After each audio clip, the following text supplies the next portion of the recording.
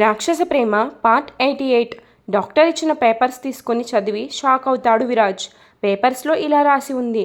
ఏంటి డాక్టర్, మీరు ఇద్దరు ప్రాణానికి నమ్మకం చెప్పలేరా అని అడుగుతాడు విరాజ్. అందుకే కదా మీతో ఈ సైన్ పెట్టించుకునేది.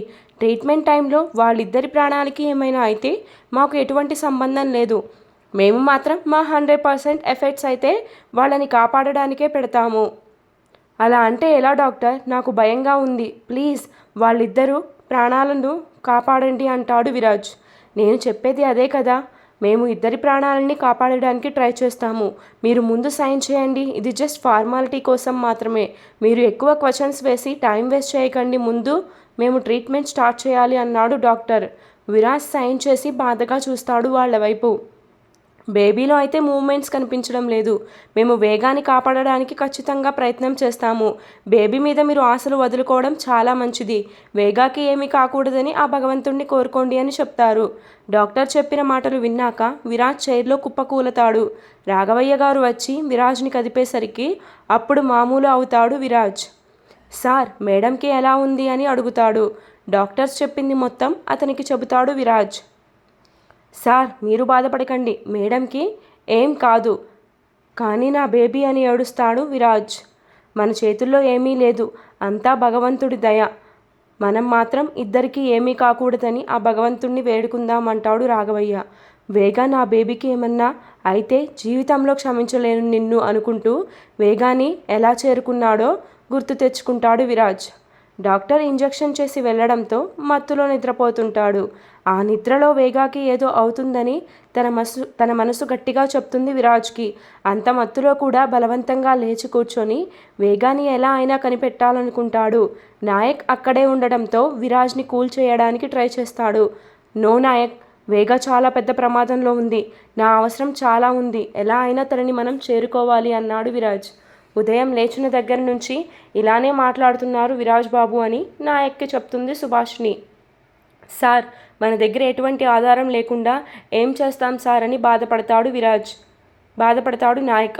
విరాజ్ తన ఫోన్ తీసుకొని సాధికకి కాల్ చేద్దాం అనుకునేలోపు తన నుండే మెసేజ్ వచ్చేసరికి ఓపెన్ చేసి చూస్తాడు.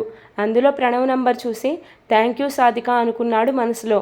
నాయక్కి ప్రణవ్ నెంబర్ ఇచ్చి లొకేషన్ ఎక్కడో ట్రేస్ చేయించమని చెప్తాడు. నాయక్ వెంటనే కాల్ చేసి డిపార్ట్మెంట్కి ఇన్ఫో ఇస్తాడు.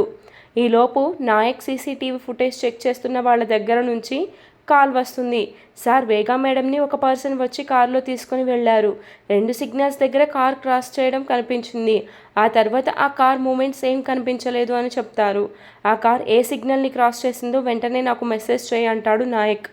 అవును, ఫోన్ IMEI నెంబర్తో కూడా మనం లొకేషన్ ట్రేస్ చేయగలం కదా నాయక్ అని అడిగాడు విరాజ్. అవును సార్, మీ దగ్గర వేగా మేడం ఫోన్ IMEI నెంబర్ ఉంటే మనం ఈజీగా ట్రేస్ చేయొచ్చు. నా దగ్గర ఉంది అన్నాడు విరాజ్. ఆ ప్రణవ్ నా వేగా చుట్టూ తిరుగుతున్నప్పుడు ఎందుకైనా మంచిది అని నేను నోట్ చేసుకున్నా అని చెప్పి అది నాయక్కి మెసేజ్ చేస్తాడు విరాజ్. 10 మినిట్స్కి నాయక్కి కాల్ వస్తుంది. ప్రణవ్ నెంబర్ ట్రేస్ చేయలేకపోతున్నామని. వేగా IMEI నెంబర్ పంపించి అది లాస్ట్ లొకేషన్ ఏంటో కనుక్కోమని చెప్తారు.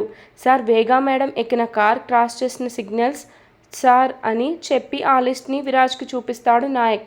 ఈ లొకేషన్ వైపు ఆల్రెడీ నేను ఒకసారి వెళ్ళాను, కానీ ఎప్పుడో గుర్తు రావడం లేదే అని ఆలోచిస్తుంటాడు. సార్, మేడం గారి ఫోన్ లాస్ట్ లొకేషన్ తెలిసింది సార్ అంటూ అడ్రస్ చెప్తాడు నాయక్. ఎస్, ఇప్పుడు గుర్తొచ్చింది నాయక్. వేగాన్ని తీసుకెళ్ళింది ఆ MLA ఫ్యాక్టరీకి. ఊరి చివర ఉంటుంది. ఒకసారి డ్రగ్స్ కేసు విషయంలో నేను ఆ లొకేషన్కి వెళ్ళాను. నాకు అడ్రస్ తెలుసు. వెంటనే ఒక 8 మంది పోలీసులని మనతో పాటుగా రమ్మని చెప్పు అని విరాజ్ అడ్రస్ చెప్తాడు. అందరూ ఆ పాత ఫ్యాక్టరీకి చేరుకున్న తరువాత దూరం నుండి మొత్తం అబ్జర్వ్ చేస్తుంటాడు విరాజ్. మనం డైరెక్ట్గా ఫ్రంట్ డోర్లో నుంచి వెళ్తే ఎవరో ఒకళ్ళు ఉంటారు. వాళ్ళు మనల్ని ఎదుర్కోవడానికి వచ్చేలోపు వేగాన్ని షిఫ్ట్ చేసే ప్రమాదం ఉంది. అందరం కలిసి మనం బ్యాక్ డోర్ నుంచి ఫ్యాక్టరీలోకి ఎంటర్ అవుదామంటాడు విరాజ్. అలానే సార్ అని ఒక్కొక్కరుగా ఫ్యాక్టరీ బ్యాక్ సైడ్కి చేరుకొని ఒక్కసారిగా లోపలికి వెళ్తారు. లోపలికి వెళ్ళగానే ప్రణవ్ పార్ట్నర్ చేస్తున్న పని చూసి వెంటనే గాల్లో ఫైరింగ్ చేస్తాడు విరాజ్. ఆ క్షణం తను అక్కడికి వెళ్ళడం లేట్ అయితే వేగా వాళ్ళ పరిస్థితి ఏమై ఉండేదో గుర్తు తెచ్చుకుంటే ఒళ్ళంతా చెమటలు పట్టాయి. నేను ఒక్క నిమిషం లేట్గా వెళ్ళినా ఇద్దరు ప్రాణాలతో ఉండేవారు కాదు అని ఏడుస్తాడు విరాజ్. మీరు ఎక్కడ ఉన్నారు? నేను ఇప్పుడే మీకోసం వస్తాను అంటూ కాల్ కట్ చేస్తాడు నీరజ్. సాధిక నీరజ్ని లంచ్కి పిలవడానికి తన దగ్గరకు వెళ్తుంది. అప్పుడే ఫోన్లో కంగారుగా మాట్లాడుతూ ఇప్పుడే వస్తున్నా అని చెప్పడంతో అతనికి ఎదురుగా వెళ్ళి ఎక్కడికి వెళ్తున్నారు అని అడిగింది సాధిక. అన్నీ నీకు చెప్పి వెళ్ళాలా? ఒకసారి నా విషయంలో జోక్యం చేసుకోవద్దు అని చెబితే వినిపించదా నీకు అని కోపంగా చూస్తాడు నీరజ్.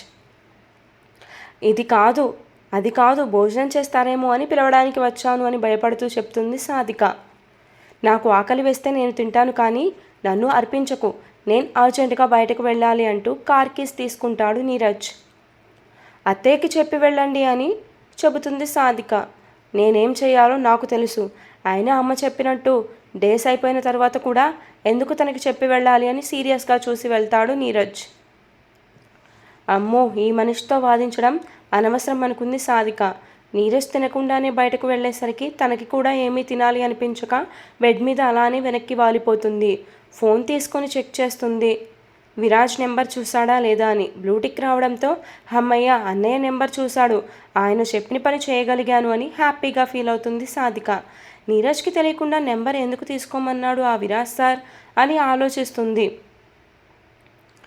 స్వీట్ ఫొటోస్ తీసుకోవడానికి ఫోన్ ఇచ్చాడు కాబట్టి సరిపోయింది, లేకపోతే ఎన్ని తంటాలు పడాల్సి వచ్చేదో నెంబర్ తీసుకోవడానికి అనుకుంది సాధిక. అప్పుడే నీరజ్ కిచెన్లోకి స్పూన్ కోసం వెళ్ళడం, నాకు అన్నయ్య ప్రణవ్ నెంబర్ అడగడం గుర్తు వచ్చాయి కాబట్టి సరిపోయింది అనుకుంది సాధిక.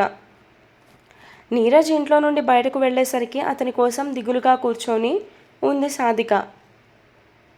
విరాజ్ ఏడవడం చూసి అతని పక్కకు వెళ్ళి కూర్చుంటాడు రాఘవయ్య గారు. సార్ని పెళ్లి కాకముందు ఎప్పుడూ ఇలా చూడలేదు. వేగా మేడంని పెళ్లి చేసుకున్న తర్వాతే ఆవిడ వల్ల చాలాసార్లు ఏడవాల్సి వచ్చింది.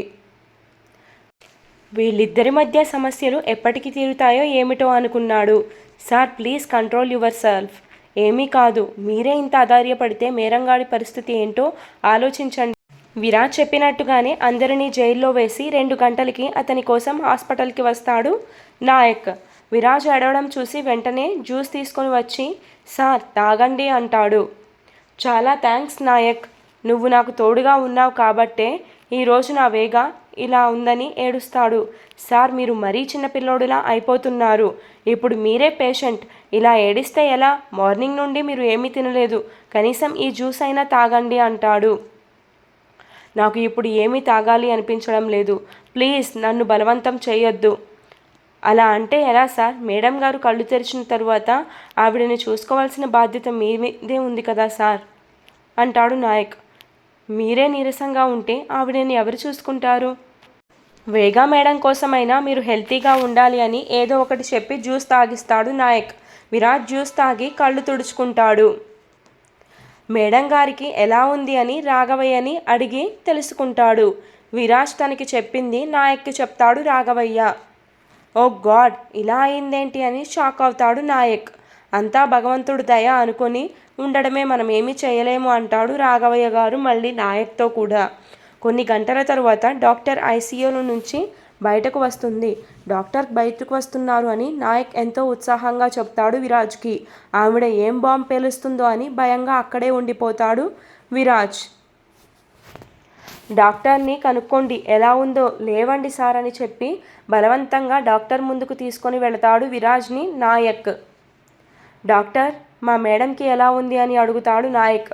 డాక్టర్ బాధగా ఐఎమ్ సారీ విరాజ్, మేము చాలా ట్రై చేశాం. వేగా అయితే సేఫ్గా ఉంది, కానీ బేబీ అని నాంచుతుంది డాక్టర్. బేబీ అని అంతలా సాగదీసేసరికి మ్యాటర్ అర్థమయ్యి విరాజ్ నీరసించిపోయి కళ్ళు తిరిగి పడిపోతాడు. సార్ అంటూ నాయక్ రాఘవయ్య విరాజ్కి చెరోవైపు నుంచొని పట్టుకుంటారు. విరాజ్ నీరసంగా నా బేబీ అని కలవరిస్తూ ఉంటాడు. మిస్టర్ విరాజ్, మీ బేబీ కండిషన్ కొంచెం సీరియస్గా ఉంది. 1 వారం రోజులు అబ్జర్వేషన్లో ఉంచాలి. ఈ వారం రోజుల్లో కనుక తను సేఫ్గా ఉంటే ఖచ్చితంగా మీ బేబీకి ఏమీ కాదు. కానీ ఇప్పుడే మేము మాత్రం ఏ విషయం అనేది చెప్పలేము. మీరు అధైర్యపడకండి, బేబీకి ఏమీ కాకుండా చూసుకునే బాధ్యత మాది అంటుంది డాక్టర్. సార్ విన్నారు కదా, బేబీకి ఏమీ కాదు అని చెప్తున్నారు డాక్టర్. 1 వారం రోజులు ఆగితే మీ బేబీని మీరు ఎత్తుకోవచ్చు అని చెప్తాడు నాయక్. డాక్టర్, నాకు ఎవరు పుట్టారు అని అడుగుతాడు విరాజ్. జూనియర్ వేగా పుట్టింది మీకు అని నవ్వింది డాక్టర్. కంగ్రాచులేషన్స్ సార్, మీ ఇంటికి మహాలక్ష్మి వచ్చింది అని ఇద్దరూ విష్ చేస్తారు విరాజ్ని. వారం రోజుల్లో నా పాప పూర్తిగా కోలుకుంటుంది కదా అని బాధగా వాళ్ళిద్దరినీ చూస్తాడు. ఖచ్చితంగా మీ పాపని మీరు వారం రోజుల్లో చేతుల్లో పట్టుకొని తిరుగుతారు సార్. మీరు కంగారు పడకండి, మీరే టెన్షన్ పడకండి, ఇలా వచ్చి కూర్చోండి అంటూ చైర్లో కూర్చోబెట్టి మీకు తినడానికి ఏమైనా తీసుకువస్తాను అని చెప్పి బయటకు వెళ్తాడు నాయక్.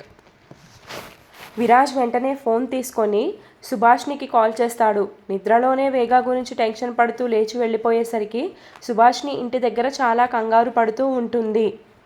విరాజ్ నుంచి కాల్ రాగానే టెన్షన్ పడుతూనే లిఫ్ట్ చేసి, సార్ మీరు ఎలా ఉన్నారు, ఎక్కడ ఉన్నారు అని ప్రశ్నల వర్షం కురిపిస్తుంది విరాజ్ మీద. నేను బాగున్నాను, మన వేగా కూడా సేఫ్గానే ఉంది.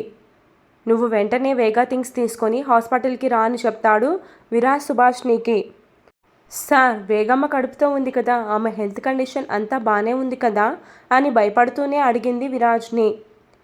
పాప పుట్టింది మాకు, హాస్పిటల్కి వచ్చాక మిగిలిన విషయాలు మాట్లాడుకుందాం, నువ్వు రా అని కాల్ కట్ చేస్తాడు విరాజ్. ఫోన్ కట్ చేయగానే సుభాష్ని దేవుడి గదిలో వెళ్ళి దండం పెట్టుకుంటుంది. తల్లి బిడ్డలు ఇద్దరిని క్షేమంగా ఉంచినందుకు నీకు శతకోటి ధన్యవాదములు దేవుడా. వేగమ్మని నేను జాగ్రత్తగా చూసుకోకపోవడం వలనే అలా జరిగిందని ఇన్ని రోజులు బాధపడ్డాను. ఇద్దరిని క్షేమంగా ఉంచి నా బాధని కొద్దిగైనా తగ్గించావు అనుకుంటూ సుభాష్ని వెంటనే వేగా గదిలోకి వెళ్ళి ఆమె బట్టలు అన్నీ తీసి బ్యాగ్లో పెడుతుంది. డోర్ లాక్ చేసి ఆటోలో హాస్పిటల్కి బయలుదేరుతుంది సుభాష్ని. ప్రణవ్ ఇంటికి వెళ్ళిన నీరజ్ వాళ్ళిద్దరిని చిత్రంగా చూస్తాడు. ఏమైంది మీకు, ఏంటి ఈ దెబ్బలు అని అడుగుతాడు. ప్రణవ్ నీకు యాక్సిడెంట్ అయింది అన్నారు కదా, మరి వీడికి ఎలా దెబ్బలు తగిలాయి అని ప్రశ్నల వర్షం కురిపిస్తాడు ఇద్దరి మీద. అవన్నీ తర్వాత మాట్లాడుకుందాం, వెంటనే డాక్టర్కి కాల్ చేసి ఇక్కడికి రమ్మని చెప్పు అంటారు వాళ్ళిద్దరూ. మనమే హాస్పిటల్కి వెళ్ళొచ్చు కదా, డాక్టర్ని ఇక్కడికి పిలిపించడం ఎందుకు అని క్వశ్చన్ చేస్తాడు నీరజ్ వాళ్ళని. అవన్నీ నీకు తర్వాత ఎక్స్ప్లెయిన్ చేస్తాను, కానీ ముందు చెప్పింది చెయ్యి అంటారు వాళ్ళు. నీరజ్ వెంటనే తన ఫోన్లో నుంచి డాక్టర్కి కాల్ చేసి ప్రణవ్ ఇంటికి రమ్మని చెప్తాడు. స్నేహితులు ఇద్దరూ ఒంటి నిండా దెబ్బలతో మూలుగుతూ ఉంటే చూడలేకపోయాడు నీరజ్ వాళ్ళని అలాగా. ఒక అరగంటకి డాక్టర్ వచ్చి ప్రణవ్ పార్ట్నర్ని చెక్ చేస్తాడు. ఇన్ని దెబ్బలు తగిలాక కూడా మీరు ఇంకా ప్రాణాలతో ఉన్నారంటే నాకు ఆశ్చర్యంగా ఉంది అంటూ డాక్టర్ అతనికి ట్రీట్మెంట్ చేస్తుంటాడు. ఇప్పుడు ఇతని కండిషన్ ఎలా ఉంది డాక్టర్, ఎన్ని రోజుల్లో కోలుకుంటాడు అని అడుగుతాడు ప్రణవ్. బెడ్ రెస్ట్ తీసుకోవాలి, ఎప్పటికి కోలుకుంటాడో మాత్రం నేను చెప్పలేను, కాకపోతే కోలుకుంటాడు. మొహం మొత్తం వాచిపోయి నోటి నుంచి మాట మాట్లాడడం కూడా కష్టంగా ఉంది ప్రణవ్ పార్ట్నర్కి. నేను కొన్ని మెడిసిన్స్ రాసిస్తాను, వాటిని రెగ్యులర్గా వాడుతూ ఉండండి. ఈ పెయిన్ కిల్లర్ వేసుకో బాబు, నొప్పులు కొంచెం తగ్గుతాయి అని డాక్టర్ ట్యాబ్లెట్ ఇస్తాడు ప్రణవ్ పార్ట్నర్కి. నో డాక్టర్, నా దెబ్బలు కోలుకోవడానికి మందులు ఇవ్వండి, అంతేకాని నా నొప్పిని తగ్గించుకోవడానికి మాత్రం నాకు ఎటువంటి మందులు ఇవ్వద్దు అని కోపంగా చెప్తాడు ప్రణవ్ పార్ట్నర్ డాక్టర్కి. ఏంటిరా అలా అంటావు, నొప్పులతో నువ్వు ఎలా తట్టుకుంటావు, నీ బాడీ చూసావా ఎలా ఉందో అన్నాడు నీరజ్.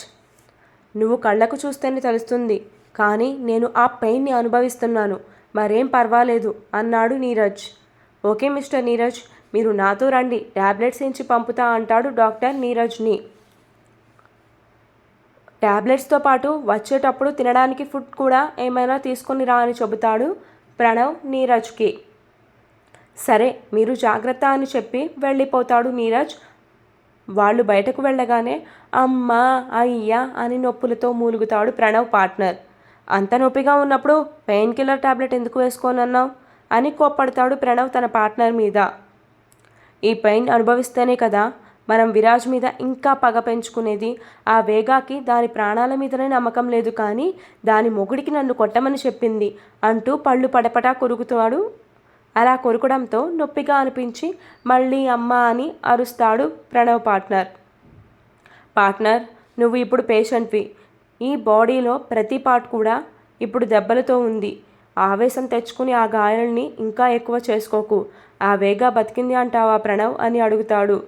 నాకేం తెలుసు, కనుక్కుందాం, కానీ ఇప్పుడే కాదు, నెమ్మదిగా వాళ్ళ గురించి అడిగి తెలుసుకుందాం. ఆ విరాజ్ రాగానే నిన్ను హెచ్చరించాను మనం వెళ్ళిపోదామని, కానీ నువ్వే వేగా మీద హేట్ చూపించాలని అక్కడే ఉన్నావు అన్నాడు ప్రణవ్. నేను కోలుకున్న తర్వాత ఆ మొగుడు పెళ్ళాల ఇద్దరిని మామూలుగా టార్చర్ చేయను, అది నా మొహం మీదనే ఊస్తుందా, చెప్తా దాని సంగతి అంటాడు ప్రణవ్ పార్ట్నర్. ఆ విరాజ్ గాడు కొద్దిగా ఉంటే నా జీవితాన్ని నాశనం చేసేవాడే, అంతలా ఏం చేశాడు పార్ట్నర్ అని అడుగుతాడు ప్రణవ్. రౌడీలు రాకపోతే నా సెంటర్లో తన్నేవాడు, కొద్దిలో మిస్. నువ్వు కూడా ఆ వేగా మీద రివెంజ్ తీర్చుకోవడాన్ని కొద్దిలో మిస్ చేసుకున్నావు అంటాడు ప్రణవ్. అయినా నేను ముందు నుండి అనుకుంటూనే ఉన్నా, ఆ విరాజ్ గాడికి ఊరి చివర ఉన్న ఫ్యాక్టరీ గురించి తెలుసు, చేంజ్ చేద్దామని చెప్దాం అనుకుంటూనే డిలే చేశాను అంటాడు ప్రణవ్. ఎప్పుడైనా అనుకున్నది వెంటనే చేయాలి అని ఈరోజే తెలిసి వచ్చింది. వాడికి ఆ ప్లేస్ ఎలా తెలుసు ప్రణవ్ అని క్వశ్చన్ చేస్తాడు పార్ట్నర్ తనని. అదొక స్టోరీలే అని మొత్తం చెప్తాడు ప్రణవ్ తన పార్ట్నర్కి. నాకేం తెలుసు వాడికి ఆ ప్లేస్ తెలుసు అని, ఆ ప్లేస్ తెలియదు అనుకొని అక్కడ షిఫ్ట్ చేశా మీ ఇద్దరిని అంటాడు పార్ట్నర్. ఇట్స్ ఓకే, జరిగిందేదో జరిగింది. ఇప్పుడు ప్రెజెంట్ మన మైండ్లో ఉండాల్సిన ఆలోచన ఒక్కటే, మనం త్వరగా కోలుకొని వాళ్ళిద్దరి మీద రివెంజ్ తీర్చుకోవడం. మనమే వాళ్ళిద్దరిని దగ్గరుండి కలిపినట్టు ఉంది అని ఫ్రస్ట్రేట్గా ఫీల్ అవుతాడు ప్రణవ్. ఎవరిద్దరిని అంటూ టాబ్లెట్స్ ఫుడ్ కవర్ తీసుకొని లోపలికి వస్తాడు నీరజ్. ఇద్దరూ నీరజ్ని చూసి కంగారు పడతారు అతనికి ఏం చెప్పాలో అని. సుభాష్ని వేగా థింగ్స్ అన్నీ తీసుకొని హాస్పిటల్కి వస్తుంది. విరాజ్ బాబు, వేగమ్మ ఎలా ఉంది, పాపని చూసారా, వెంటనే విషయం పెద్దమ్మగారికి ఫోన్ చేసి చెప్పాలి అంటుంది. ఫోన్ తీసుకున్న సుభాష్ని చూసి ఒక్క నిమిషం ఆగు అని ఆపుతాడు విరాజ్. ఏమైంది విరాజ్ బాబు అని అడిగింది సుభాష్ని. వేగా ఇంకా స్పృహలోకి రాలేదు, పాపని వారం రోజులు అబ్జర్వేషన్లో ఉంచాలని చెప్పారు.